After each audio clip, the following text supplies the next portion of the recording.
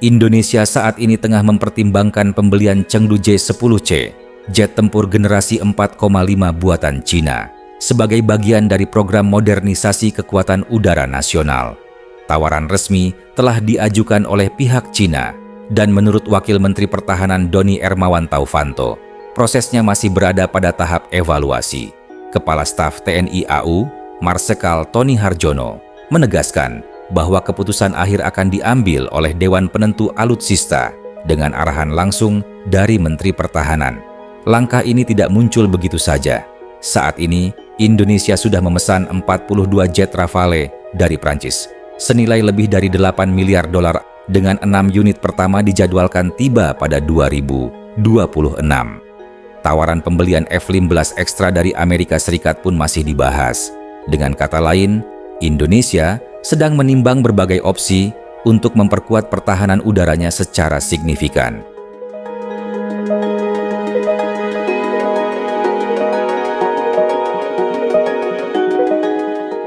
Pertama, harga lebih terjangkau. Dengan perkiraan harga sekitar 40 juta dolar Amerika Serikat per unit, J-10C jauh lebih murah dibandingkan Rafale atau F-15EX yang bisa mencapai 100 hingga 120 juta dolar. Bagi Indonesia, ini berarti lebih banyak pesawat dapat dibeli dalam anggaran yang sama, sekaligus menutup kekurangan jumlah armada tempur yang menua. Kedua, pengiriman cepat. Cina menawarkan unit yang sudah ada di stok aktif Angkatan Udara PLA yang bisa langsung dialihkan ke Indonesia. Hal ini memotong waktu tunggu bertahun-tahun yang biasanya terjadi dalam pembelian jet tempur baru dari Barat.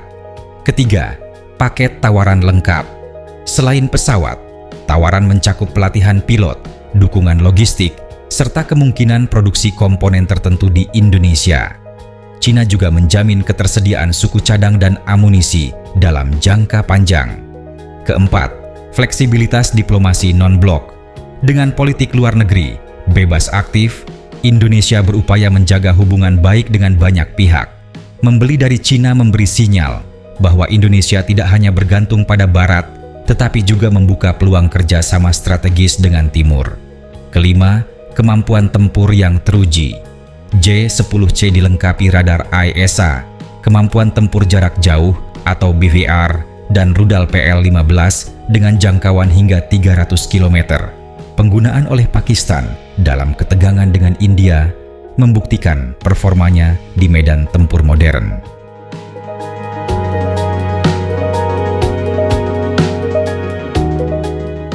Meski menarik, pembelian ini tidak lepas dari tantangan.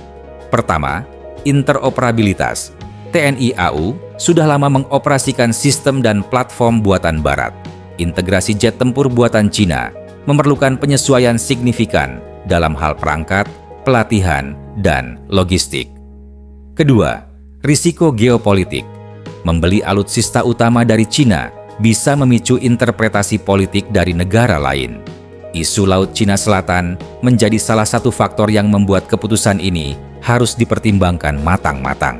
Keputusan pembelian bukan hanya soal spesifikasi dan harga, tetapi juga soal bagaimana hal itu memengaruhi posisi Indonesia di mata dunia.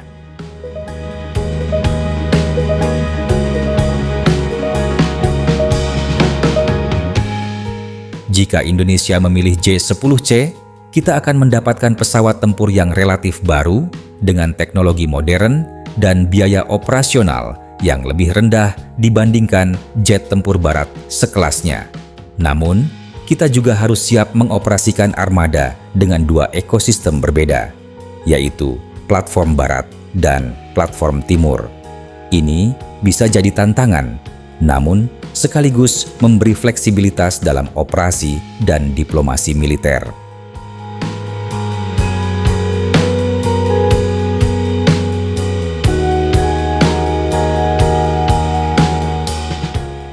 Chengdu J-10C menawarkan kombinasi harga kompetitif, pengiriman cepat, dan kemampuan tempur modern yang sudah teruji.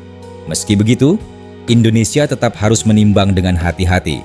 Setiap pembelian alutsista besar bukan hanya soal spesifikasi, tapi juga tentang politik, strategi, dan keberlanjutan operasional jangka panjang.